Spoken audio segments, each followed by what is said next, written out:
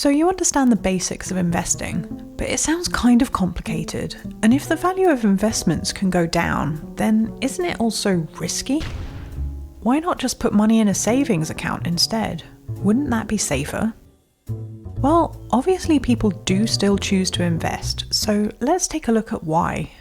The main reason is that savings accounts have typically offered very low interest rates, which means that the money you put in may never grow much, and in real terms will most likely go down. Let's imagine that 10 years ago you had £10,000 to save. If you'd put it in a savings account, earning the average savings interest rate per year, by 2023 you would have had £10,838. That's a total gain of 8.39%.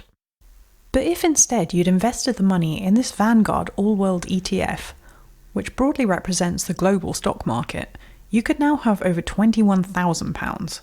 That's more than double the amount you initially put in. Now, interest rates on savings accounts have not always been as low as the past 10 years, but since 1980 they have been trending down. And in the 13 years from 2009 until 2022, they didn't even reach 3%, with many years much lower than that.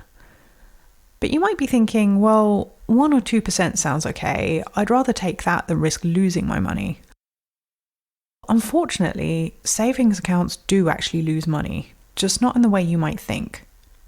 To see why, we have to look at inflation. Inflation is the process by which things get more expensive over time, and so it changes how much your money is worth from year to year. For example, if the rate of inflation is 5%, it means that a jacket that costs £100 today will cost £105 a year from now. So if you took £100 and put it in a savings account with an interest rate of 3%, what would happen? Well, your balance would have gone up, but only by £3. Your £100 would now be worth £103, but it could no longer buy that same jacket. The number in your savings account has gone up, but in real terms, the value of your money has gone down. This is what happens in any year when the rate of inflation is higher than savings interest rates. The value, or purchasing power, of your money goes down. And this happens more often than you might think.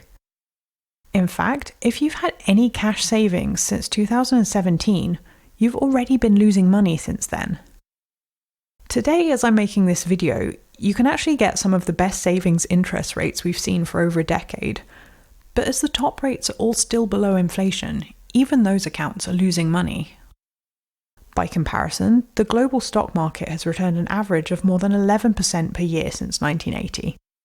And when you adjust that for inflation, it's still around 8%.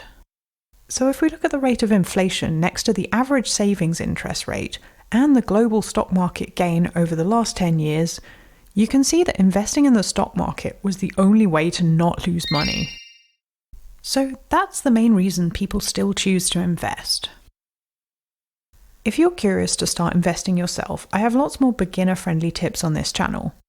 But there are also some good reasons why investing isn't right for some people or in every situation, and you'll want to check if any of those apply to you before you start.